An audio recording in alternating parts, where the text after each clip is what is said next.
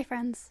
I have nothing to do this weekend. I have zero plans. It's currently Friday afternoon. I have nothing going on until work on Monday. But I have quite a few arcs I would like to get through before the end of July. It's currently the middle of July. I think I have 2 or 3 arcs currently that are coming out in August, so I would love to have my reviews of them done by the end of July so that I can have them in my reading wrap-up video. So I'm going to take this weekend to read as much of these arcs as I can. So the first one is the only physical one that I have, and that is Warrior Princess Assassin by Brigid Kemmerer. I actually didn't even realize that this was an arc. I picked this up for free at an English book exchange a couple months ago. I didn't realize the book hadn't come out yet. Finally, one day I saw it on my shelf and I saw it had $8.25, and I was like, that's weird. And then I looked at it and it said uncorrected proof, not for sale. I was like, oh, I should read that.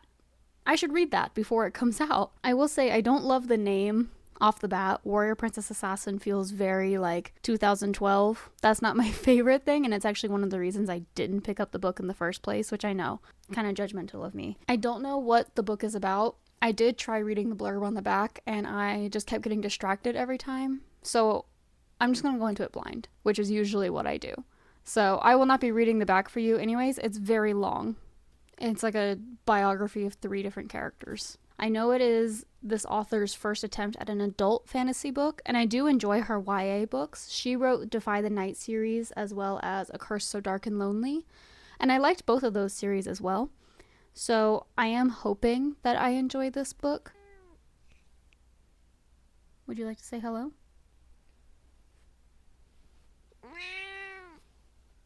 Okay. Then I have 3 arcs from NetGalley. So the 3 arcs from NetGalley, you can see them here. The Fault Mirror by Catherine Fearns. House of Dusk by Deva Fagan. The last is Breathe In, Breathe Out by Brian McAuley. Of these 3 arcs from NetGalley, 2 of them are coming out pretty soon. House of Dusk is coming out, I believe, the 26th of August, so the day after Warrior Princess Assassin. And Breathe In, Breathe Out comes out the beginning of September. So those are the other 2 books I would really like to get through this weekend / these next couple weeks. The Fault Mirror comes out, I believe, in October or November, so I have some time on that one. While I would like to read it at some point, it's definitely not my priority. Okay, I will read the description of House of Dusk. So it says, 10 years ago, Sephir. I'm going to say Sephir. I'm not sure if Sephir is how I'm supposed to pronounce it. I have no frame of reference for how I'm supposed to say her name. 10 years ago, Sephir left behind her life as a war hero and took holy vows to seek redemption for her crimes, wielding the flames of the phoenix to purify the dead. But as corpses rise, a long-dead god stirs, and shadowy serpents creep from the underworld. She has no choice but to draw on the very past she's been trying so hard to forget. Orphaned by the same war Sephir helped win, Yenneris has trained half her life to be a perfect spy. A blade slipped deep into the palace of her enemies. Undercover as bodyguard to Sinnoh, a princess whose tears unleash prophecy, Yenneris is searching for the stolen bones of a saint. Her growing attraction to the princess, however, is proving dangerous, and Yenneris struggles to balance her feelings for Sinnoh with her duty to her people. As gods are reborn and spirits destroyed, the world trembles on the edge of second cataclysm. Sephir must decide whether to be bound by her past or to forego a better future, even if it means renouncing her vows and accepting a new terrible power. Meanwhile, when the real enemy makes their bid for power, Yenneris must find a way to remain true to her full self and save both her mission and her heart. As dead gods rise and corruption creeps across the world, the sweeping standalone fantasy tale of forbidden sapphic love and dark betrayal will set your heart ablaze. And it currently has an average of 4 stars, which I still think is pretty good. This one really caught me because I love the idea of like a sapphic fantasy book. Honestly, those always sound great to me. That is House of Dusk, which is the first book I think I'm going to try and read. Next is Breathe In, Bleed Out by Brian McAuley. And the description of this one is much shorter. Hannah has been running from her demons ever since she emerged from a harrowing wilderness trip without her fiancé. No one knows exactly what happened the day Ben died, and Hannah would like to keep it that way, even if his ghost still haunts her with vivid waking nightmares that are ruining her life. So when her friend group gets an exclusive invitation to a restorative spiritual retreat in Joshua Tree, Hannah reluctantly agrees in search of a fresh start.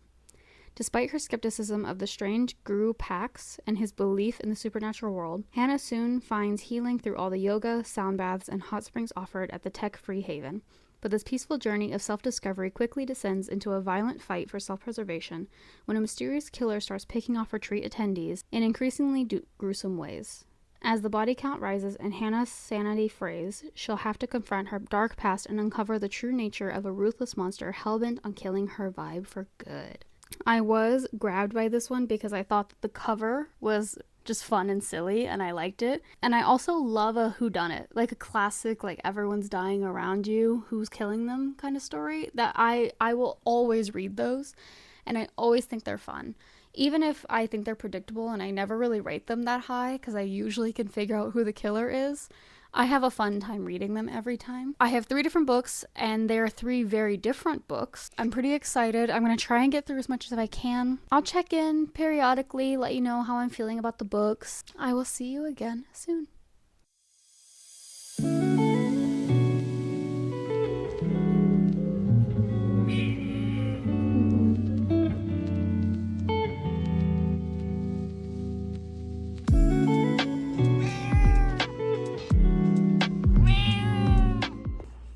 It's the next day. It's 12 o'clock on Saturday.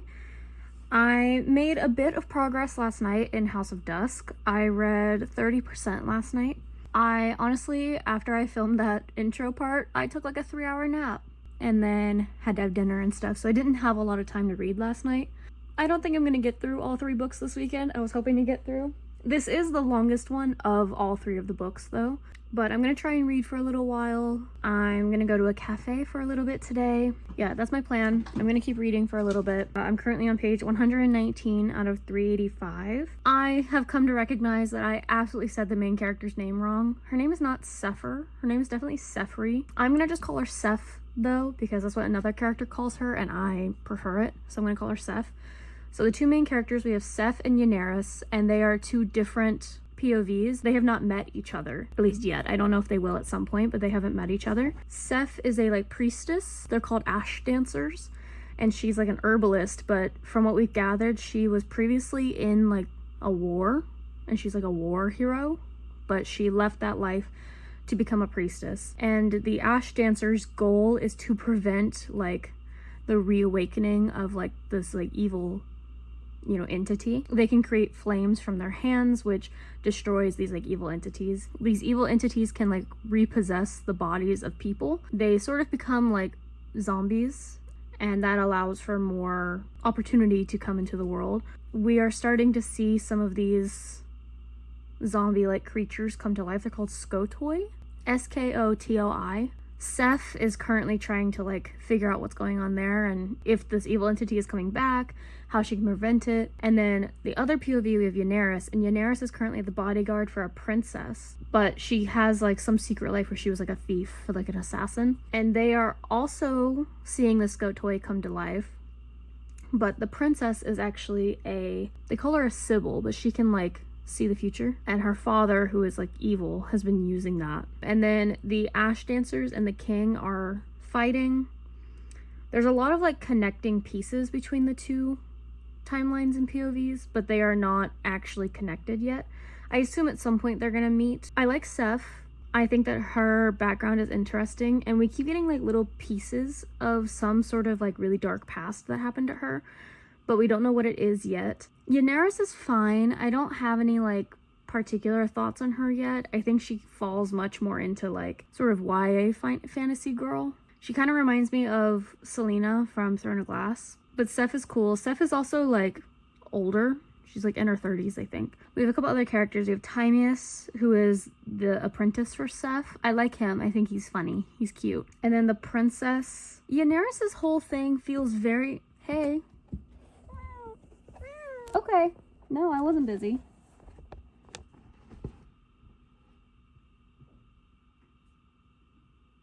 Yeneris' whole thing feels very like typical YA book in a sense, but then Seph's feels like completely different. It feels almost like it was written by 2 different authors. Oh, my one complaint. I don't love how the world building happened in this book. In fantasy books that are a bit more complicated, honestly, I prefer if the world building is kind of just a lore dump. Tell me what I should know.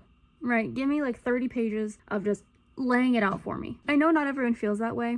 I prefer to just be told what I should know. This book does it the way that I think most people like, where you kind of get pieces here and there. But that just means that for 60 pages, I was extremely confused. She would mention like Skotoi, but then didn't like describe what that was. I would prefer if there was like a little bit of like the demon creatures who blah blah blah blah or something like that. So it does feel like more natural, I guess, in like the way that, you know, the characters know what these things are, so why would they describe it to you? But also, I don't know what they are. Tell me the things I should know. Give me the key vocabulary. That's it. I'm gonna keep reading. I'll see you when I go to the cafe.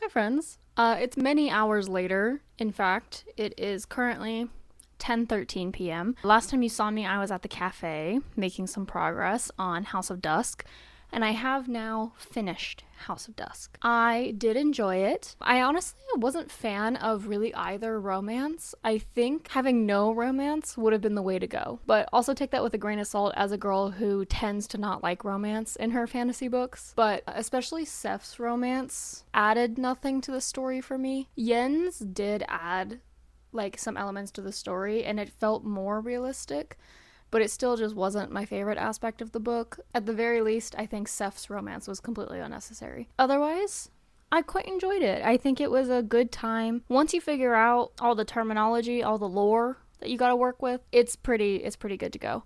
It did seem like it was set up at the end to possibly lead into a sequel. Like, I don't think that was the goal. I think it is intended to be a standalone book, but it was left open-ended in a way that could definitely allow for a sequel. I've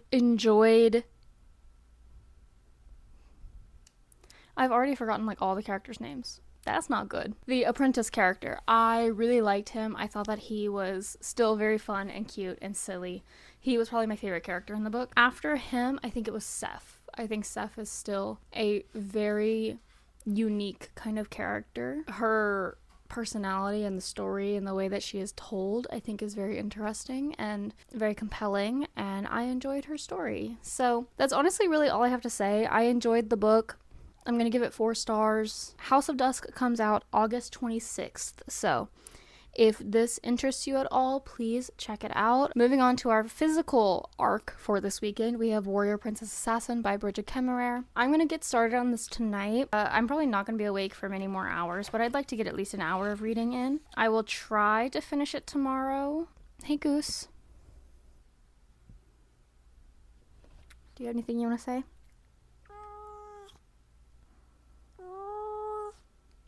Goose does not like to be held. Alright, I will check in with you tomorrow.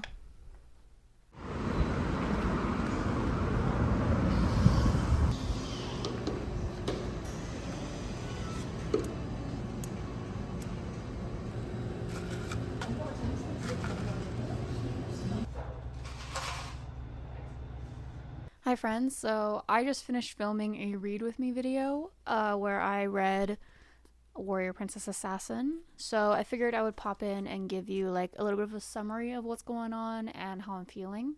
Last night I read about 50 pages, and then just now I did a 45-minute read with me, and I got to page 112, so I read 62 pages. So I'm officially over 25% of the way through the book. So a basic summary of what we got going on.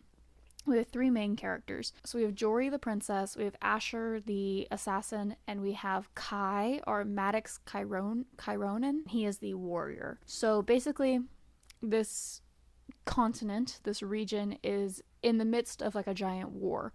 And there's 3 nations, primarily. Dragonis, which are the aggressors, and they have been attacking Insandar and the other country that I can't remember the name of. And Insandar is where Kai is from, and he has like magic powers, and he has this reputation for being like horrible and awful and violent, and the people of his country are starving. It is rumored that it's because Kai is so hateful and mean that he has been like causing droughts with his fire powers. And then we have the other country where Jory is from. Her father has like weather powers, so he can control the weather, so his food and everything for his country is perfect. Like, no one starves in her nation, is what she says. However, they do not have the military prowess, so they are getting attacked by the Dragonis, and they are getting killed. They are not doing well in that fight. So the two nations, although they are rivals, have agreed to an alliance where Jory will marry Kai. We've also got Jory's brother, who is the crown prince, who is a piece of shit. He sucks. His name's Dane. He sucks. We don't like him. And then Jory's dad is dying, so they need the alliance in order for both countries to survive. Asher is Jory's friend from childhood who was kicked out of the castle, and now he is an assassin. And that's pretty much all there is to that character so far. One complaint, both boys are blonde, which is weird. And Kai is like a dark blonde, but he's still blonde. It's weird to have both characters kind of similar like that. I definitely thought that Asher was going to be like dark haired because he like hides in the shadows. But no, he is described as being like bright blonde hair, bright blue eyes. I'm not loving Asher and Jory's like romance. I don't know if it's a why choose or if it's a love triangle story. I think it's a why choose. I think they turn into a throuple, which I am interested in because that's not normally what happens in romantasy books, and that sounds fun. Yeah, I don't know. The plot and everything so far, everything's just very simple. But I think that's good. I'm not complaining when I say that. Because I have recently been reading Mistborn, and then I also just finished House of Dusk, which was very complicated, to then jump into a book that is extremely simple is exactly what I needed at this moment, I think. So I'm actually really glad that I'm reading this book at the time that I am. Because I'm reading these arcs, I'm taking this weekend to take a break from Mistborn, so when I jump into book 3, I feel like refreshed. And that's exactly how I'm feeling during this book. So I'm going to keep reading. Again, I'm at 112, so I'll check in later today. Hopefully, I'm sure I can finish it today. I read over 60 pages in 45 minutes, so maybe I'll check in about halfway or when I'm close to the end. So I will see you again soon. Hi friends, I have finished Warrior Princess Assassin. It is currently 6:30 p.m. I'm absolutely tore through this. It's a pretty quick read. It's a pretty simple story, pretty simple magic, all of that sort of stuff. If you are looking for a book that's more of a standalone, this is not it. This is absolutely the prelude to a series. Kind of nothing happens in this book. There's a lot that happens, like interpersonally, but in terms of like the overall overarching story, it's definitely the introduction book. It's definitely setting up the rest of the series. It is not in any way able to like stand on its own. But I am gonna give it 4.5 stars. Why am I giving it 4.5 stars? Because I had fun. And that's really how I feel about this book. I went into it wanting to have fun, and I had fun. And that's that. I love the warrior. Kai, I love him. He's cool as fuck. Asher is like a little bit annoying at times, but like overall fine. And I like Jory too. Honestly, I liked all three of them. Asher is my least favorite of the three. He was just like a bit bratty at times, but like not in like a fun way in my opinion, and more of just like a nuisance way. But overall, I still enjoyed his character. I liked all three of the main characters. I don't really have any strong opinions on the side characters. They're just kind of there. They don't really have any like major impact other than Dane, which is main character's brother. He sucks. Honestly, I feel like I don't have that much more to say about this. I had a good time. If you like romantasy, you'll probably like this book. Also, I don't know if it's considered a spoiler or not, but this is a throuple situation. So if that is something you are into, you got it, girl. If it's something you are not into, read something else. This is also a slow burn book. Like, it's slow burn with hints of like pining and teasing throughout, which I do enjoy. I like that. I'm a fan of that. I don't have any complaints about that. Like I said before, I wasn't a huge fan of Jory and Asher's relationship at the very beginning of the book, but as the book goes on, it does get more tolerable. And then Kai, love him. We needed Kai in this book. He's cool as fuck. I really like Kai. Also, my same criticism from before still stands. Hate the name. Warrior Princess Assassin, bad name. Don't like it. It feels very cringy. I don't like that name. Also, what the fuck are you gonna name the next book? No, I don't like the name. Moving on from Warrior Princess Assassin, I'm going to start my third book for this weekend, which is Breathe In, Bleed Out by Brian McAuley. I'm not going to finish it today. Like I said, it's already 6:30. And I want to make snickerdoodles. So I'm going to take a break from reading to make some snickerdoodles. and then I will get into reading. Before I go to bed tonight, I'll give you an update on that, and then I'll finish it tomorrow, and we'll finish the vlog there. I decided that I would bring in cookies as a gift to, celebrate the end of the school year. I unfortunately did have one casualty. My poor sweatshirt and my floor are covered in flour, which I don't do often when I'm baking, so a little bit annoyed about that. I finished my first batch. This is a new recipe I haven't tried before. I think I overcooked these ones a little bit, but let's give it a try.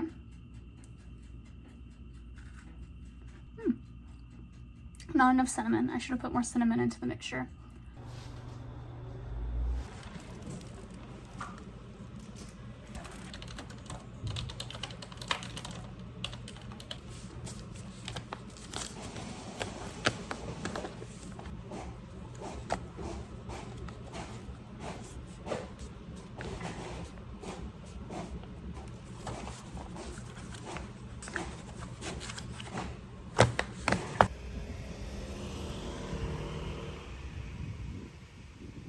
So today didn't go according to plan.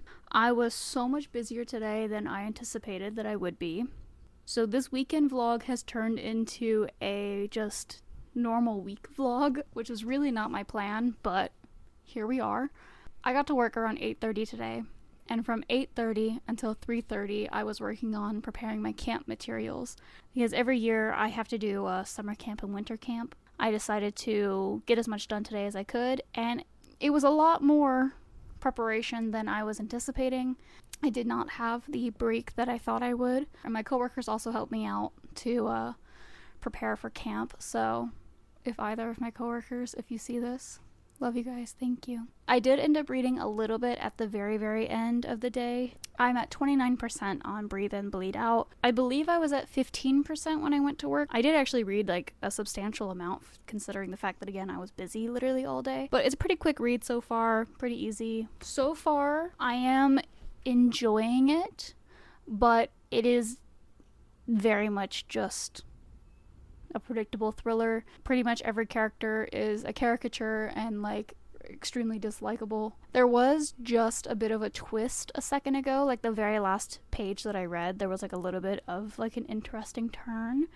So we'll see how that develops, if it ends up being a very different story than what I thought it was going to be. I still think it's going to end up being the kind of story that I thought, but who knows? Maybe it'll twist it up. Maybe it'll shake it up a little bit here and there. Also, my coworkers love the Snickerdoodles. I will link that recipe for it down below. Add more cinnamon than what is in the recipe, because I did the ratio that she put in the description and it was not enough cinnamon. It should have definitely been more cinnamon in the coating. I'm gonna eat dinner. I'm going to finish the book tonight. I will see you later tonight. Hi friends. I finished the book. I officially have finished the 3 books that I set out to read this weekend. It took me a day extra, but I did it. So my final thoughts on Breathe In, Bleed Out. It is exactly what you expect from a slasher. It is very reminiscent of like classic Scream. Little bits of humor here and there. The characters are caricatures of whatever their main personality type is. A lot of interpersonal issues going on between the friendship dynamic. Personally, I did think that the killer was kind of predictable, but I think that's true for most slashers. It's kind of hard to make a slasher where the killer is really unpredictable, because usually the slashers is usually chosen from, the provided characters. So I did knock off a bit of a point for that. I'm gonna give it, I think, 4 stars. It just didn't connect with me. I want to give it 4.5, so I'm in between 4.5 and 4, because I don't have any like real complaints about it, because it met my expectations of a slasher book. For some reason, I just don't connect with it that much. Like, I just don't want to give it 4.5. If you like slashers, you would probably like this. It doesn't take itself too seriously, but it also doesn't lean like too comedic in the way that it tells the story, and like when it does decide to be funny, it's not, overly done. I think I will finish up there. This was a very long weekend for me.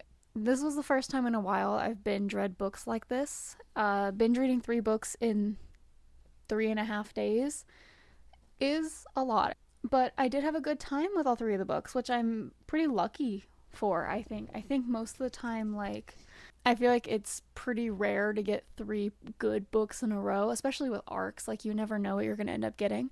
But I did enjoy my experience with all three books. So, I recommend all three of the books that I read: House of Dusk, Warrior Princess Assassin, and Breathe In Bleed Out. I liked all three. I would recommend all three. If you have read these books, if you are also an arc reader for any of these three, please let me know your thoughts. And if you are now going to pick up these books, please let me know, because I would love to know that I pushed you to getting a book.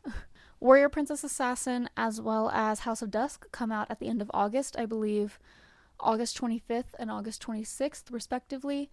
And Breathe In, Bleed Out, I think, comes out September 2nd.